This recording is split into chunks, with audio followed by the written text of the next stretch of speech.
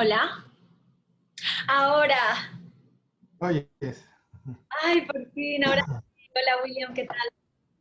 hola, perdona, es que es una locura, de verdad, esto no para. Ay, déjame apagar el teléfono, si no, se Soy pasan aquí consciente llamando. de que esta semana es una de las personas más solicitadas que pueda haber, al menos en Estados Unidos. En esta época es increíble, te digo. Un momentito, déjame sacar. Muchas gracias por su tiempo. Sí, yo me espero también. A ver, ponemos en silencio. Ahí está. Y además, Empiezan a llamar en toda la entrevista y mm, que especialmente ahora que se cumple el 20 aniversario, ¿no? me cambió la vida.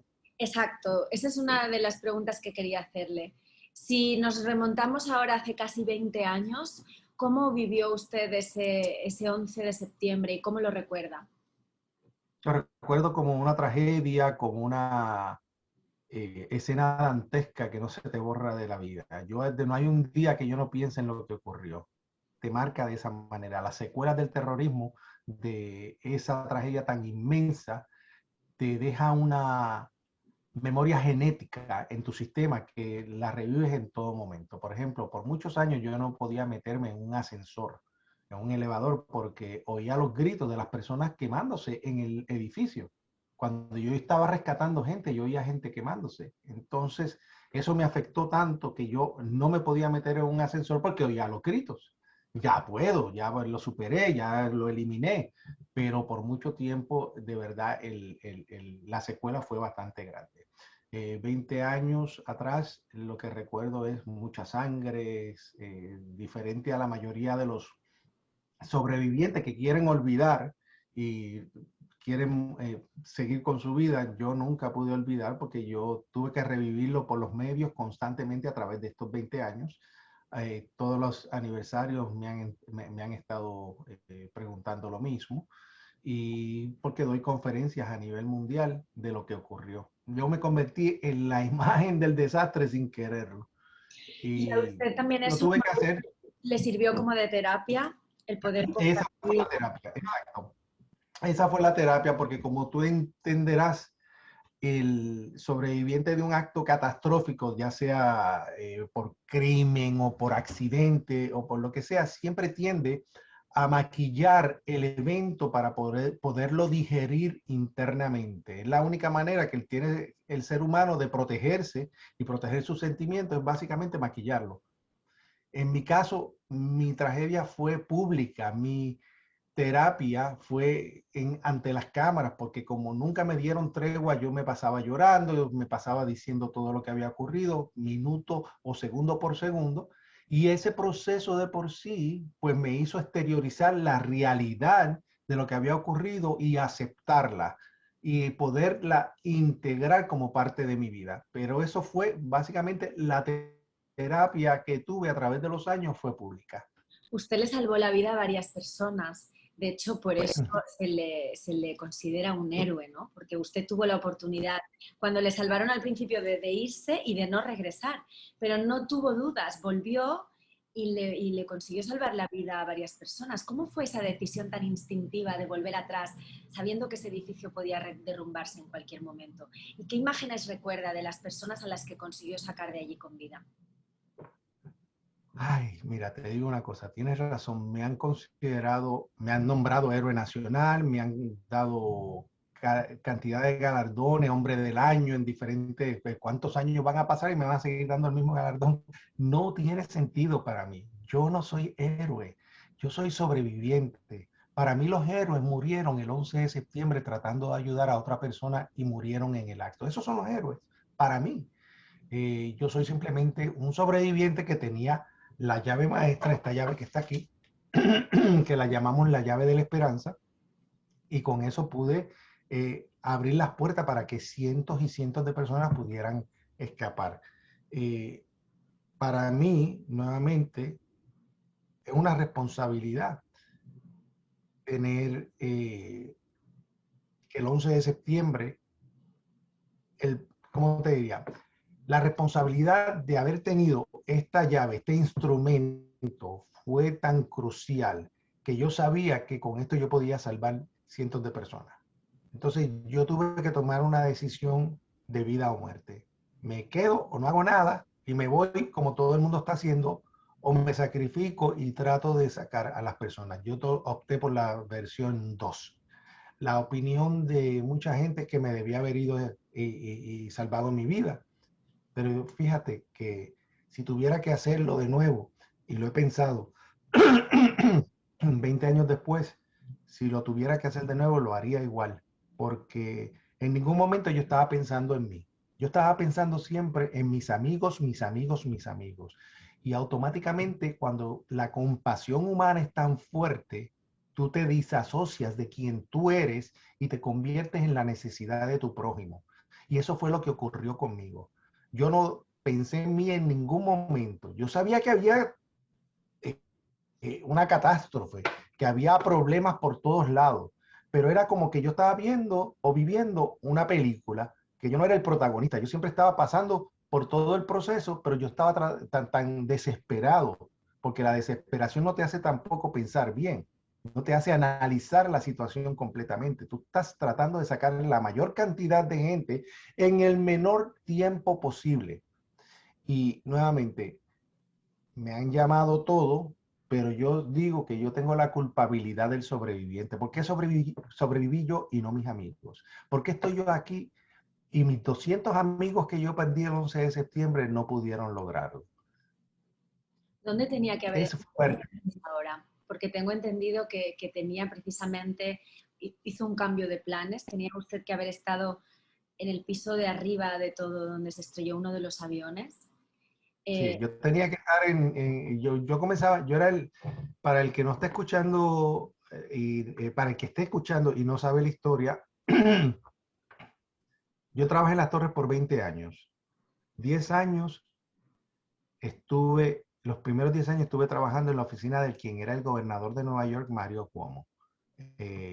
Cuando el gobernador pierde las elecciones, me envían nuevamente a la compañía y el único trabajo que había era el trabajo de 3 hombres que lo iban a eliminar, pero si yo lo podía haber hecho, me lo daban a mí.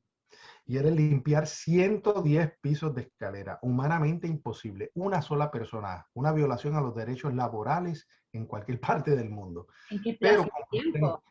pero 110 entonces pisos yo cuando tuve que hacer una sola persona. Entonces yo aclimaticé mi cuerpo y en un año pude hacerlo. Era malo, malísimo. Y, pero una vez ya tú aprendes a hacerlo y puedes, bueno, había desarrollado unas piernas de acero. Yo tenía unas piernas, pues, puro músculo. Imagínate, 110 pisos de escalera diariamente. De hecho, es una de las cosas que yo digo, que cuando pasa el 11 de septiembre yo estaba enojado porque los bomberos no me seguían a la par, porque yo subía como si nada. Y yo, ¿por qué esta gente no me está siguiendo? Y era que yo no me daba cuenta que ellos no tenían yo no tenía el equipo que ellos tenían en sus espaldas, alrededor de 60 kilos, 30 a 60 kilos de equipos estaban trayendo ellos. Y encima de eso, yo hacía las escaleras todos los días. Yo estaba en mejor condición física que los mismos bomberos. Yo tenía unas piernas de acero, como te digo. Entonces, eh, la, la ironía de la vida es que yo tenía nuevamente la llave que no me la querían dar. Habían 5 llaves maestras. Las personas con las otras 4 eran los administradores del World Trade Center, los jefes de mis jefes. Y mira, esta llave era el abría maestro todo. que abría esa llave. Esto abría todo. Esto abría todo el complejo, todas las puertas. Las puertas eran todas de acero. Le llaman si te fijas, son como 2 llaves puestas juntas. Déjame ver si se puede enfocar ahí. O sea, esta era la llave maestra que abría todas las puertas. Todo, sí. La Y no guarda. me la querían dar, no me la querían dar. Entonces yo hice una querella laboral porque me había caído un piso de escalera por los pisos 96 por ahí y me hice daño en la espalda. Me hice daño en la espalda y estuve fuera casi un mes. Imagínate que no había manera de encontrarme en el edificio. Nunca enviaron a nadie a buscarme. Entonces yo tuve que arrastrarme 3 pisos hacia abajo para poder salir. 3 pisos heridos.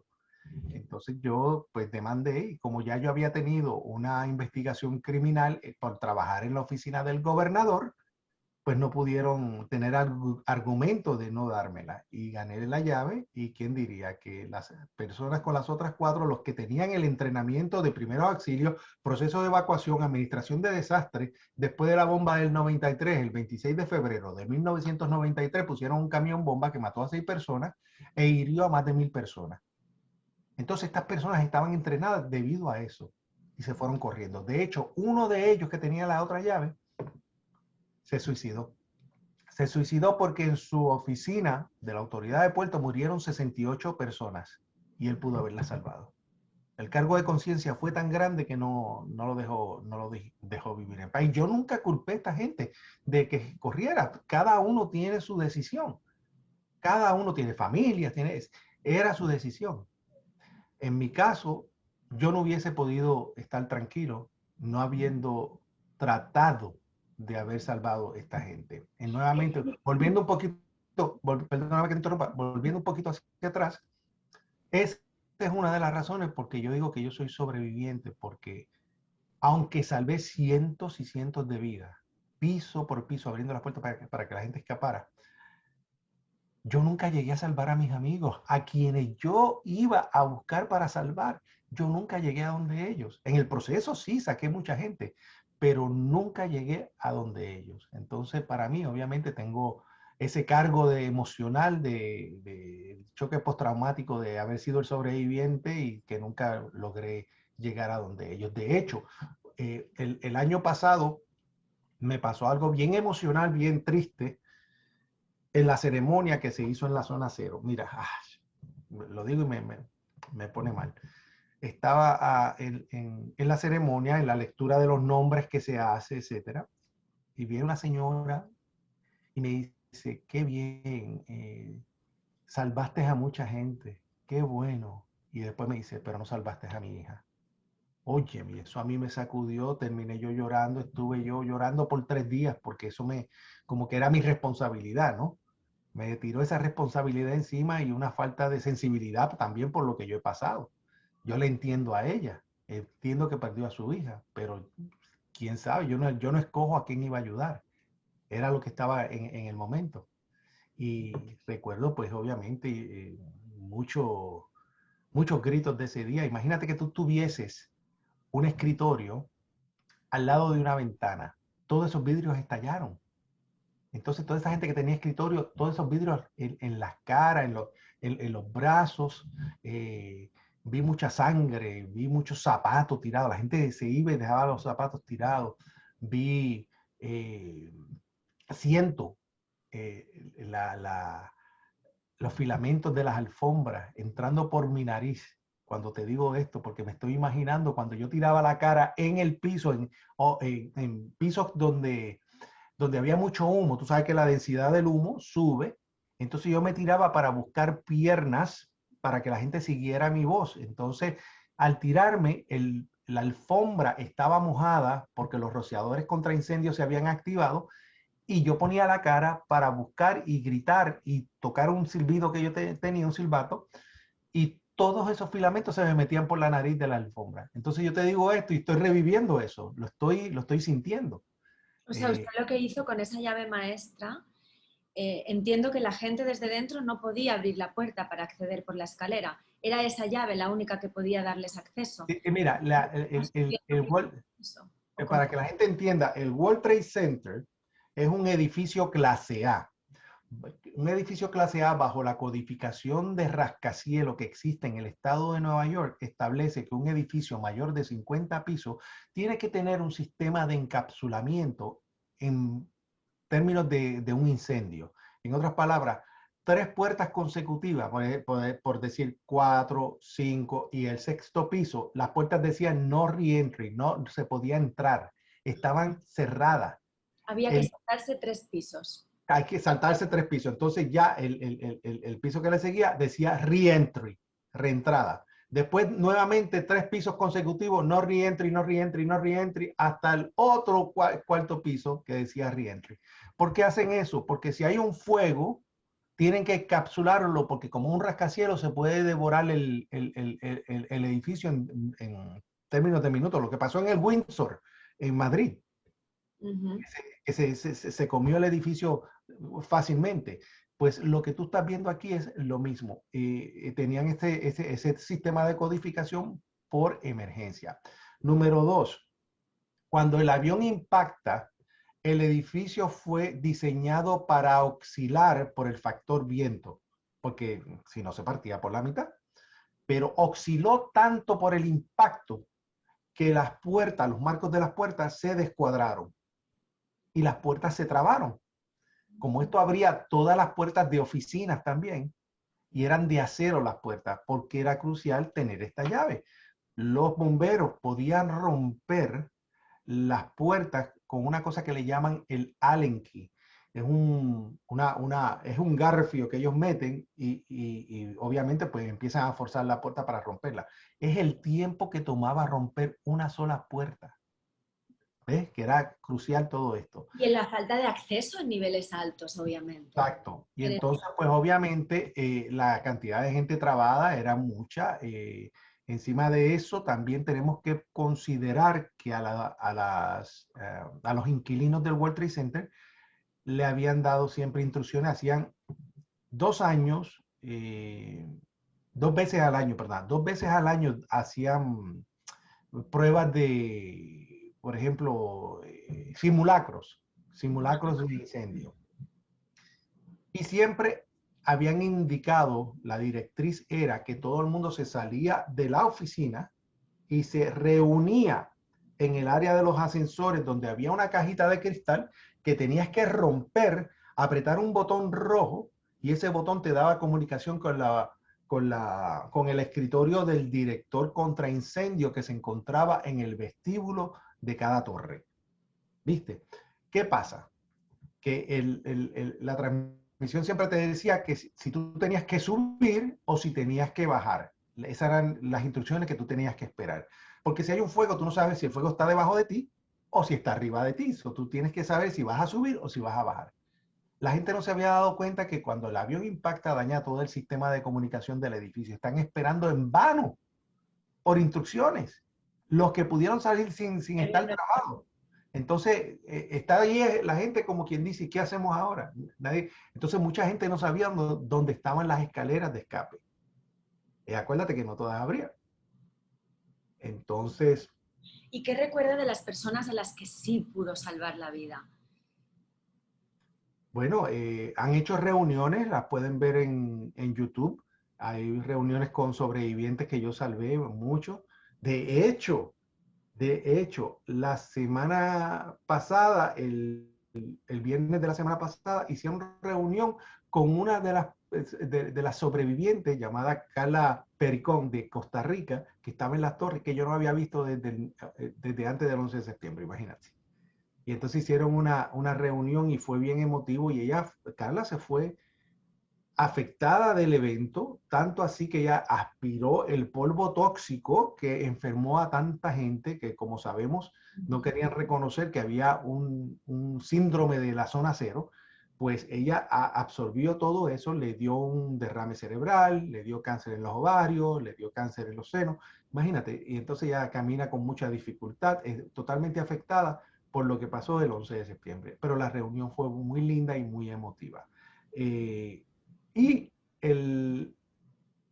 cuando fue hace 2 días atrás, me llamó por primera vez Jimmy Barrett, una de las personas que yo menciono en mi conferencia, que le salvé la vida, porque él no sabía ni lo que estaba ocurriendo, porque él estaba en el edificio sur, cuando ya había pasado el primer impacto, cuando el avión había impactado la Torre Norte, y cuando ya yo había sacado 15 personas de la oficina y había regresado al edificio, yo fui a la Torre Sur por el sótano. Había una rampa y yo fui a pedir ayuda en lo que se llamaba el Centro de Control de Operaciones y no había nadie, todo el mundo se había ido. Y él sube de los sótanos de la Torre Sur, sorprendido que yo estaba gritando. Y me dice, ¿pero qué pasa? Y entonces le digo en segundo lo que había ocurrido, lo mando a salir porque no podía quedarse ahí. Pero esto te da a ti, como yo digo siempre, un indicativo de cuánta gente murió en la Torre Sur sin saber lo que estaba pasando porque estaba en los sótanos de abajo. Habían 6 subniveles de sótano. Y entonces, pues él me llama por primera vez Y me ha dicho algo que pues me dejó llorando porque me dice, Willy, nunca tuve la oportunidad de decírtelo y te lo quiero decir ahora. Te quiero dar las gracias. Y yo, ¿what? Sí, te quiero dar las gracias por lo que hiciste por mí ese día y que gracias a ti he podido ver a mis hijos crecer. Uy, ¿para qué fue eso? Me terminé yo como una Magdalena, terminé llorando y no, hermano, tú no me tienes que dar las gracias. Y, imagínate. Y al final, usted que entró para salvar a tanta gente, le tuvieron que sacar, casi se quedó inconsciente. Y Sí, me lo exacto. El contaba. rescatista terminó siendo rescatado. Imagínate ya, yo en el momento que salgo, el edificio se está derrumbando, por eso me llaman el último sobreviviente en salir de las torres.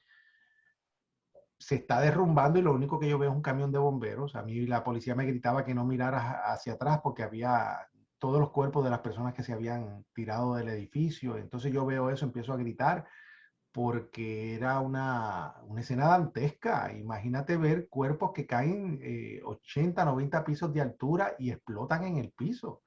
Explotan y tú no sabes lo que es una cabeza, un pie o nada. Tú lo que veías era masa humana, sangre, pelo y tela. Y yo viendo eso y entonces después ver el único cuerpo que yo reconozco, el único reconocible 100% es el de una señora que yo ayudo a escapar del piso 37 y que después que le ayudo a que se escape, cuando salgo afuera me la encuentro partida por la mitad. Parece que mi especulación, que uno de los vidrios de una de las ventanas cayó desde arriba con una velocidad tan grande y la ha cercenado como una guillotina.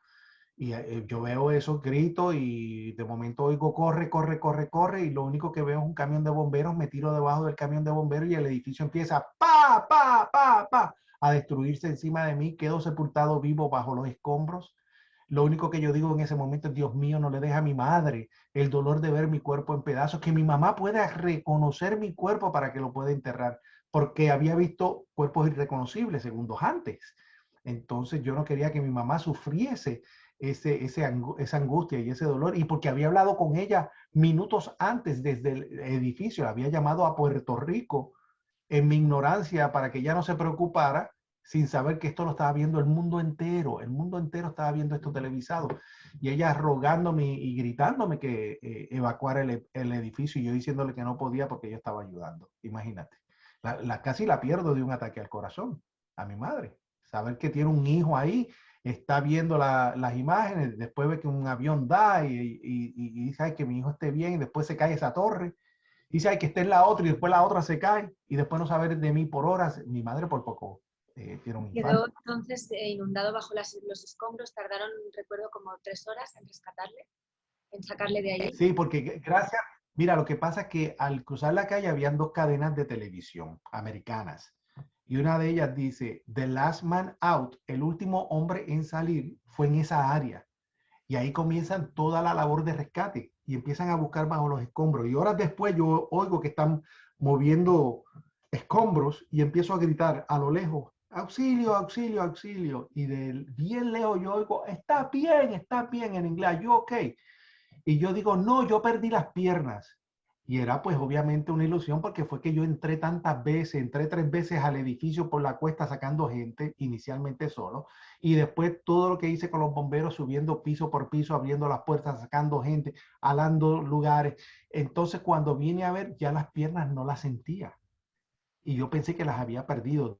De encima de eso, la rodilla derecha estaba abierta de lado a lado y yo sentía la sangre saliendo.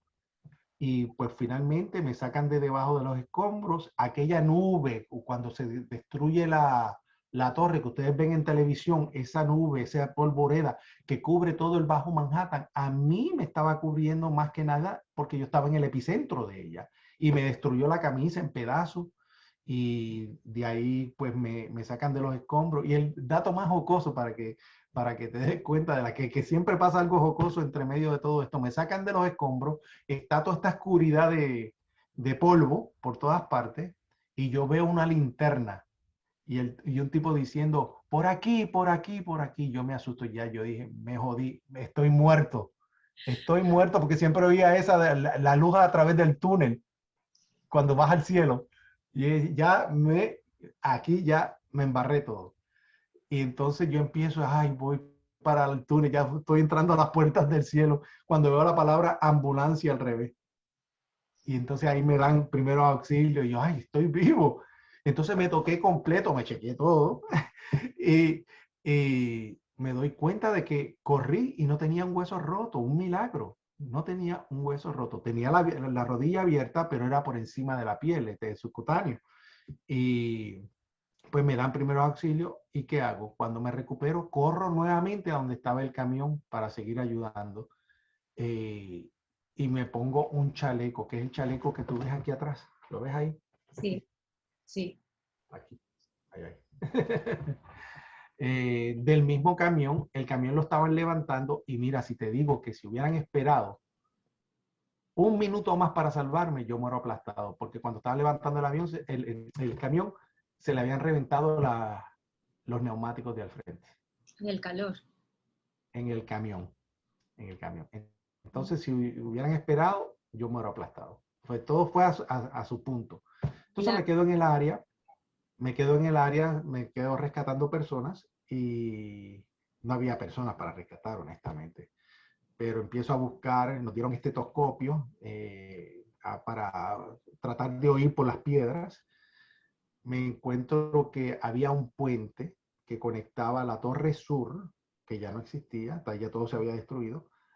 Ese puente cayó encima de unos camiones de bomberos que estaban estacionados. Entonces yo me meto debajo del puente para mirar qué había, qué podía encontrar, si podía encontrar a alguien y veo dos botas de bomberos. Halo las botas y me he quedado con la pierna del bombero dentro de la bota. Y el bombero estaba vivo. Y empiezo yo a gritar en horror, aquí hay uno, aquí hay uno, ayuda, ayuda, help, help, help. Y vienen 6 personas que estaban en el área a darme una mano. Sacamos al bombero, lo ponemos en una camilla, lo llevamos a una ambulancia y cuando vamos a abrir la puerta de la ambulancia, el hombre muere. ¿Por qué es crucial esto? Porque yo decía esta historia por muchos años y como yo siempre he descrito todo segundo por segundo, bien detallado, que la gente básicamente siente que lo que uno estaba viviendo, mucha gente decía, no, esto está muy fantasioso, esto no podemos corroborarlo, eso no pasó para nada, eso es mentira, él está tratando de embellecer la historia. No, nunca fue así. Tomó 10 años cuando en el 10º aniversario, en el periódico New York Post de los Estados Unidos, apareció una foto de conmemoración. ¿Y cuál era la foto? Yo sacando y llevando al hombre en la camilla a la ambulancia y se ve todo, yo sin la camisa, rota la camisa, nada más con el chaleco, el bombero sin la pierna en la camilla de rescate. Tomó 10 años para sorpresa mía, para validar esa historia. Y de ahí que la actriz esta famosa, Rosie O'Donnell, la de Hollywood, la que Trump atacaba, Rosie me dijo, yo te voy a hacer un regalo. Y dice, porque a ti te hablan todas las víctimas, porque te saben que tú estuviste allí, porque saben de tu trabajo, porque saben de tus esfuerzos por ello. Si va un periodista, no hablan con nadie. Contigo sí hablan. Yo te voy a dar unas cámaras, te las voy a donar para que tú vayas y entrevistes todas esas personas que estuvieron allá. Y eso fue lo que hice. Básicamente, validar por lo que pasó de la historia del bombero. Ella me dijo, vete y valida tu historia. Entonces me fui a buscar personas que estuvieron a través de los años, no lo he sacado. Este documental eventualmente lo voy a sacar. Y entre ellos estaba Kenny Johanneman. Kenny Johanneman se encontraba en el sótano y daba unas declaraciones explosivas en esta entrevista.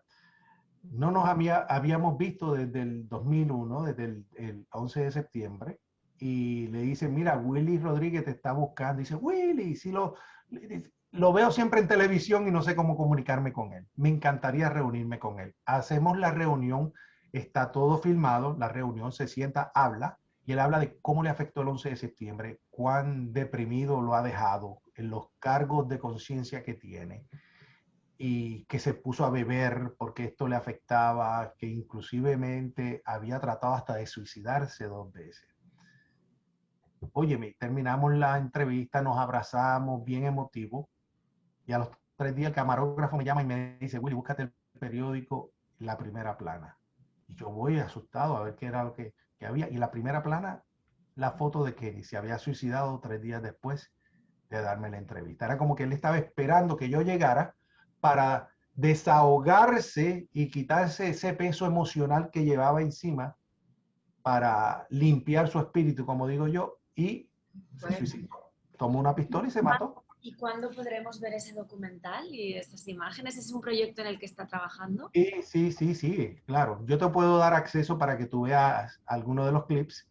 Obviamente no se pueden publicar todavía, pero para que tú veas y corrobores lo que te estoy diciendo para tus lectores y para los televidentes, para que tú veas que el trabajo es bien fuerte. Entre ellos, la entrevista a Ted Gunderson, ex director del FBI, que se reunió y dijo públicamente lo que nadie ha dicho en los medios americanos de que él estuvo reunido con Osama Bin Laden en los Estados Unidos y se pasaban de base militar a base militar y él fue de las personas que tuvo que dar el paquete de armas para los rebeldes afganos cuando estaban peleando con los rusos, que fueron 355 millones de dólares. Él lo dice en cámara y esto nadie, ningún oficial lo ha dicho. ¿Y sabes qué? 6 meses después de la entrevista murió de cáncer.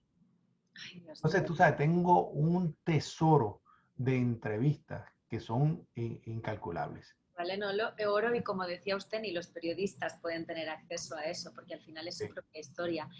Antes de despedirnos, me gustaría preguntarle cómo le ha cambiado a usted la vida. Ahora estamos celebrando 20 años Sí. de todo lo que estamos contando este último mes, de la fecha tan simbólica marcada también por la retirada definitiva de las tropas de Afganistán.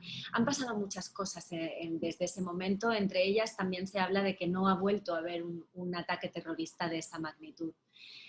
Usted a nivel personal, más bien, ¿cómo lo ha vivido estos 20 años? ¿En qué sentido le ha cambiado la vida?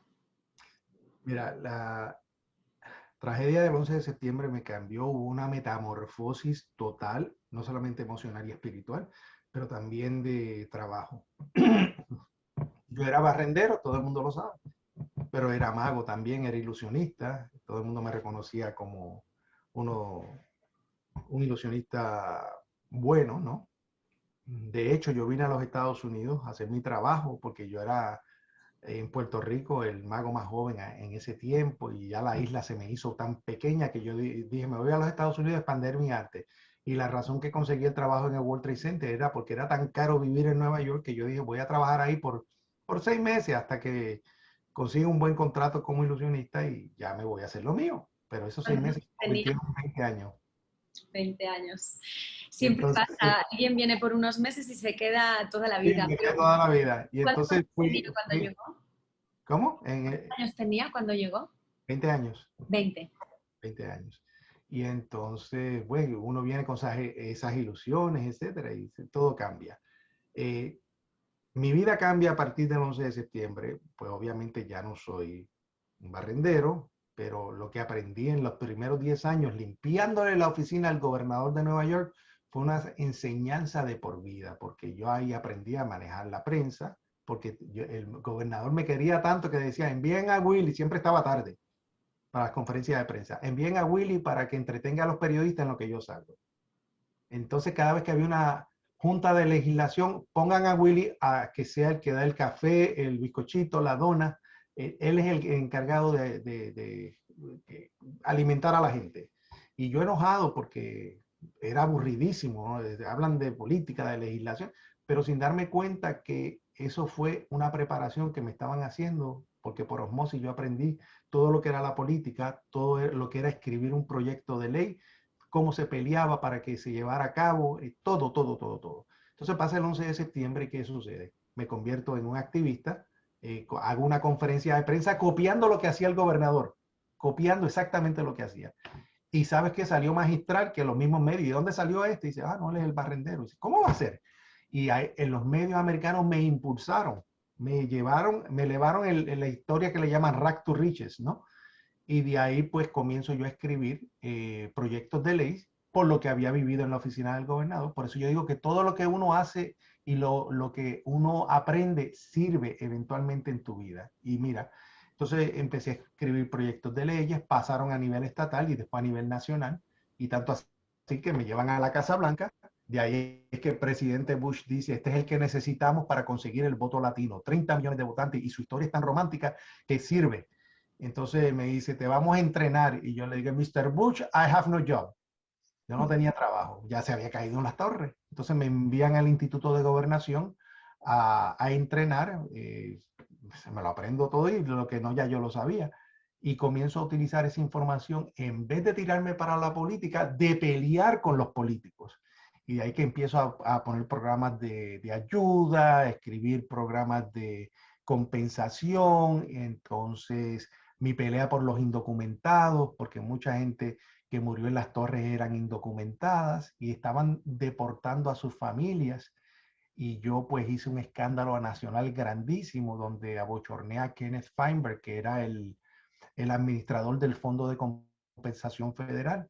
Lo abochorné tanto que él se enojó y dice, mira, lo que pasa es que esta gente son indocumentadas y esto es un programa federal. Es para ciudadanos americanos.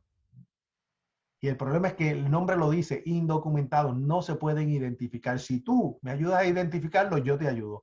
Y fue el reto como para callarme la boca, peor que pudo haber hecho, porque ahí estaba Telemundo y estaba Univisión, los canales hispanos más grandes de Estados Unidos, y me dijeron, te damos los PSA, que son los anuncios de servicio público. Y aparezco yo en televisión, ahí está en el folder que te voy a enviar. Donde yo empiezo a hacer un llamado a la comunidad para que se identificara porque yo los iba a ayudar. Y cuando tengo ya el listado, me llevo las cámaras de televisión que me sigan y voy a la oficina de él y digo, aquí está el listado, ahora usted cúmplame a mí. Y por primera vez en 90 días logramos cambiar un programa federal en la historia, donde finalmente se comienza a ayudar a inmigrantes y a indocumentados, porque acuérdate que durante ese tiempo había una ola de odio contra los inmigrantes en general, porque los americanos nos atacaron y fueron de afuera. Entonces todo el mundo que era inmigrante lo veían con ojos malos, ¿viste?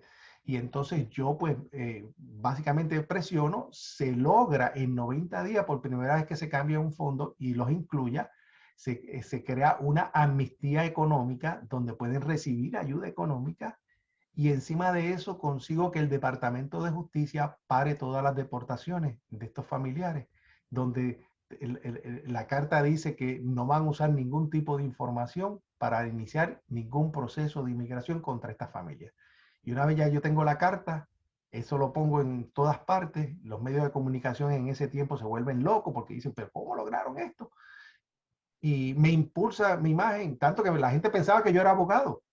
La gente me paraba en la calle haciéndome preguntas de inmigración. Yo no entiendo nada de inmigración. Yo no sé nada. Simplemente hice lo que era moralmente correcto. Y después que hice eso, pues obviamente empecé a hacer tantos programas, pero ahora viene lo triste de todo esto. Después de yo haber recaudado, que es como tú lo lees en lo que escribieron mío en Wikipedia, es cierto. Yo recaudé 122 millones de dólares para las víctimas y no tomé un solo centavo. Y cuando fui a pedir ayuda, me la negaron. Me negaron la ayuda. Y terminé yo viviendo todas las organizaciones que yo estaba ayudando, que yo le hacía los anuncios de televisión. Y cuando fui a ver, perdí mi apartamento, terminé viviendo sin techo debajo de un puente, el homeless que le llaman aquí en los Estados Unidos. Perdí todo, pero con todo. Después de los atentados, sí, después de los atentados. Después de los atentados. Eso fue un escándalo a nivel nacional grandísimo porque alguien me vio, yo iba hacia las entrevistas, el mismo chaleco, me cambiaba la corbata y iba a pelear por las víctimas. Y entonces alguien me vio y llamó en la NBC. Entonces vinieron con cámaras y me grabaron debajo del puente y apareció esa noche en las noticias From National Hero to Zero, de héroe nacional a cero. Y el escándalo de que, oye, este hombre que ha hecho tanto, que salvó tanta gente, que ha hecho tantos programas, mira dónde está viviendo. Y se enoja el gobernador Pataki, que era el gobernador de Nueva York, y el gobernador McGreevey, que era el gobernador de New Jersey. Y dice, si esto le está pasando a Willie, no dice William, a Willie, que se pasa metido en la oficina peleando todo el tiempo y habla inglés y habla español, ¿qué dirá de aquellos sobrevivientes que no pueden hablar, que no saben expresarse? Y entonces demandan una investigación, ponen al que era fiscal general del estado, Elliot Spitzer, que después se convirtió en gobernador. Ponen a Elliot Spitzer básicamente a hacer una investigación. Y Elliot Spitzer pide la investigación, piden los récords, no se lo querían dar. Y aparece que yo llamé 13 veces pidiendo ayuda de emergencia y siempre ponían los comentarios. ¿Tú sabes que ponen comentarios? Ponían muy famoso, en inglés muy famoso, alguna otra agencia ya debe estar ayudándole. Negado. O siempre está en los medios, que use sus contactos para que le ayuden. Cosas así. Y cuando yo vine a ver, pues el escándalo fue tan grande que la Cruz Roja, por ejemplo, me tuvo que meter en un hotel por 3 meses. Y ahí fue que yo leo que Giuliani, que era alcalde de Nueva York, estaba dando charlas alrededor del mundo cobrando una millonada de dinero. Y yo digo, pero si este hombre no salvó a nadie, este hombre no salvó una sola persona. Él se aprovechó de la imagen de esto para hacer todo esto de liderazgo. Él no salvó a nadie. ¿Y yo que salvé tantas personas? No. Entonces yo llamé a todos los burós de conferencia y dije, miren, yo soy el último sobreviviente y yo puedo hablar. Se lo hago en varios idiomas. El idioma que ustedes quieran, yo me lo aprendo y lo hago. Todo el mundo me filmó y de ahí me convertí en conferencista. Entonces de ahí cambié mi vida completamente porque yo digo, ahora yo sí tengo que llevar el mensaje y de ahí saco dinero porque entonces como yo hice la organización de Hispanic Victims Group, o el grupo de víctimas hispanas, por lo que me pasó, por lo que yo aprendí de estas organizaciones que tanto ayudé, que después no me ayudaron, yo dije, yo no voy a aceptar donativos de nadie. Obligado a aceptar un donativo. Mira qué cosa. Entonces, ¿cómo se mantiene? Pues yo trabajo, yo hago mis conferencias y de mi propio dinero yo consigo todas las necesidades para las víctimas y yo básicamente de lo mío es que hago todo. Y a mí nadie me puede reclamar porque es mi dinero y es mi trabajo. Pero no acepto donativos de nadie. Entonces ya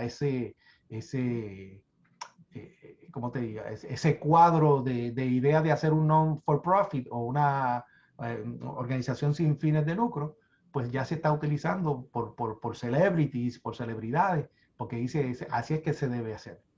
Y pues a eso me dedico. Increíble, lo pensamos sin mirar para atrás y ese fue el principio de todo lo que tenía que venir después todavía. O sea, que imagino que ha sido una transformación absoluta. Este sábado vamos a celebrar el 20 aniversario, como decíamos, han pasado ya 2 décadas de ese día. ¿Va a estar usted allí presente un año más? No, no voy a estar presente, número uno, porque yo no, para mí la zona cero se ha convertido en un centro turístico. Eso no es el lugar sacrosanto que yo esperaba que se respetara. Ahí, pues básicamente se hizo un museo basado, y yo era parte del museo, de la organización del museo, pero se ha creado pues un museo donde no es abierto al debate. Ellos tienen unas historias que ellos quieren poner al frente de la comunidad y ya no aceptan otras historias. De hecho, hay un documental que acaba de salir que se llama The Outsider, de un señor llamado Steven Rosenbaum, que estuvo 7 años filmando todo el proceso de la construcción del memorial. Y entonces tú ves en ese documental cómo los intereses de la familia no fueron tomados en cuenta porque ya ellos fueron con una idea y con unas historias que iban a poner y básicamente es lindo, no te digo que no es lindo entrar ahí, es bien emotivo, pero no está abierto a debate y a todas las historias de lo que realmente sucedió ese día. Está hecho para el turista, decía. Es hecho para el turista. ¿Cómo lo va a celebrar usted? Porque entiendo que fue un volver a nacer en muchos sentidos y que es un día que no puede dejar de olvidar. No, yo me voy a quedar en la casa, voy a estar acá básicamente un día solemne para mí. No quiero estar en la zona cero porque todos los años también, como soy tan conocido aquí en Nueva York, los medios de comunicación también se me tiran encima y eso no es bueno en el momento de una cosa tan emotiva. y además también deja un mal sabor para otras víctimas que están ahí que no están recibiendo atención. Y a mí no me gusta Y a la eso. atención, ¿no? Sí que es cierto que familiares de víctimas han solicitado directamente al presidente Biden que no acuda a la zona cero, a no ser que Exacto. al final... Mira, Que, te lo voy a explicar para que la gente lo entienda y lo comprenda de una forma. Lo que pasa es que nosotros estamos en esta pelea. Si tú buscas nuevamente en el internet, vas a encontrar entrevistas que yo hice para Rusia, por ejemplo, donde el rey de Arabia Saudita me vetó. No, porque yo le estaba presionando para que se reuniera con las víctimas, porque el problema ha sido de que hay 28 páginas que nosotros estamos pidiendo que se desclasifiquen porque las tienen secretas y confidencial, donde involucran al gobierno árabe saudita de estar financiando 15 de los secuestradores de los aviones. Entonces, hemos peleado tantos años para que esto sea desclasificado y todo el mundo no ha querido hacerlo. Ni Obama lo quiso hacer, ni Trump lo quiso hacer. Entonces estamos presionando a Biden para que lo haga. Biden ya aceptó que lo iba a hacer, que dio la orden ejecutiva para que sea desclasificado. Esperamos que en estos días ya tenga la desclasificación total. Y no lo querían hacer por una simple razón: los intereses geopolíticos de los Estados Unidos en el Medio Oriente, porque consideraban que, o consideran que Arabia Saudita es su aliado, es el mayor comprador de armas de los Estados Unidos, es el poseedor de las riquezas del petróleo más grande del mundo. Entonces no querían sacudir esa relación, cuando en realidad nosotros sabemos de que sí hubo indicativos del gobierno, de la realeza saudí, que ayudó a estos secuestradores. Y ya no nos sorprende porque tú como periodista puedes entender y digerir que si le hicieron esto a Jamal Khashoggi, que lo matan en una embajada en Turquía y tratan de salirse con la suya, y hoy por hoy se han salido por la suya, porque aunque hubo un despelote internacional de lo que sucedió, a nadie le han hecho nada. ¿Ves? Entonces no nos sorprende. Y hemos presionado para que Biden desclasifique estos documentos que necesitamos para poder hacer este entablamiento legal. Número dos, porque 20 años después del 11 de septiembre todavía realmente nosotros no sabemos lo que ocurrió. Todavía hay muchas cosas secretas y es por eso que estamos pidiendo esta desclasificación.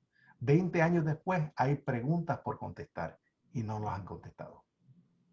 Y entonces entiendo que ahora que Biden ha anunciado que sí que autoriza esa desclasificación de documentos del Departamento de Justicia, sí que acudirá al homenaje y sí que los familiares de las víctimas ya le van a acoger en esa ceremonia, entiendo, ¿no? No somos bobos, tenemos que ver los documentos. No es que, ok, sí ven, no, no, no, no. Si diste la orden, pero al final el Departamento de Justicia puede virar y decir, bueno, son lo que estaban diciendo anteriormente, son documentos que afectan a la seguridad nacional, que nosotros no creemos eso para nada. No afecta para nada a la seguridad nacional. Lo sabemos. Lo que pasa, lo que queremos es que sean públicos, porque tenemos gentes internas que nos han dado indicativos de lo que hay en el documento. Y ya para terminar, ¿me puede contar cuáles son algunas de las reliquias, como la del chaleco que tiene allí detrás? La llave maestra, por supuesto, que la lleva allí cerca con usted. No, la casa está llena de reliquias. Aquí tienes, por ejemplo, esto es un pedazo del edificio. Cuando yo salgo de los escombros y estoy así mirando en el área, veo este pedazo de mármol y digo, Dios mío, el mármol del piso 44, del Sky Lobby. Yo había limpiado ese mármol, lo reconocí automáticamente, yo sabía lo que era. Y lo tomo y me lo pongo en el bolsillo y rápidamente seguí con mi labor de rescate. Y no me recordé del mármol hasta que llego a la casa al final de la noche, cuando me rescatan del área, y me voy a bañar, que estaba negro, todo sucio, asqueroso de lo que me había caído encima, y encuentro el pedazo de mármol. aquí la casa, bueno. ¿Esa fotografía qué es? ¿Cuál? ¿La fotografía que tiene allí al fondo? Aquí, allá. Sí.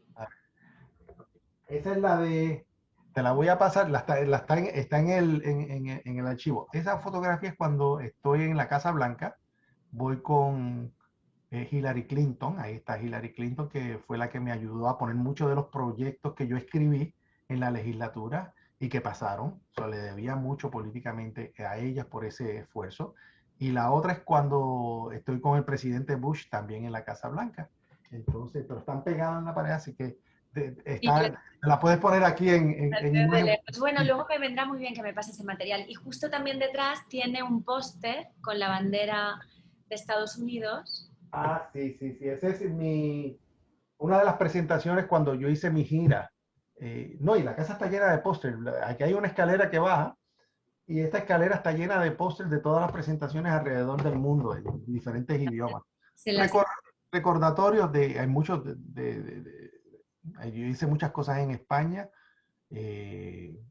Estuve en muchas de las ciudades tratando de llevar el mensaje con la organización, lo que de verdad te importa para estudiantes alrededor de todo el país.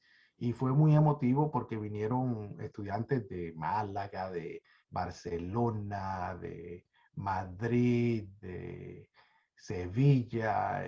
Estuvimos por todo el país y fue bien emotivo porque todo el mundo se llevó algo de aprendizaje de lo que nosotros estábamos tratando de presentar, ¿no?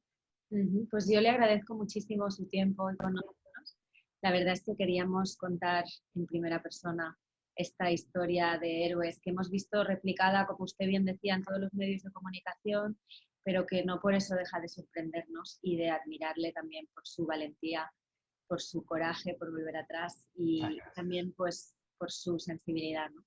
Muchísimas gracias por atendernos. Le compartiré cuando hayamos publicado la entrevista. Esto va a salir un especial el sábado. Así que ya le enviaré todos los enlaces, le enviaré los PDFs y todo lo que publiquemos acorde a eso. Y gracias, gracias. Pues gracias por la paciencia y perdona por último momento, pero fue el momento que te pude meter. No, al contrario, yo lo agradezco. Sé que tiene una agenda apretadísima esta semana, así que para mí ha sido un honor que haya podido hacer un espacio para nosotros. No, el honor es mío, el honor es mío. Y perdona que pues obviamente fuera el último momento, pero por lo menos pudimos hacerlo y pudimos cerrarlo. No, por eso, por supuesto. Y vamos con tiempo suficiente porque, como le digo, es un especial que haremos el fin de semana. Gracias, muchas gracias, de verdad. Gracias. Un abrazo y un beso bien grande y espero que me envíes los mensajes. ¿Vale? Listo, ahí están. Bueno, pues Willy, muchísimas gracias, encantada. Estamos en contacto, ¿eh? Ya le Gracias, mando un abrazo. Adiós, Chao, gracias. chao.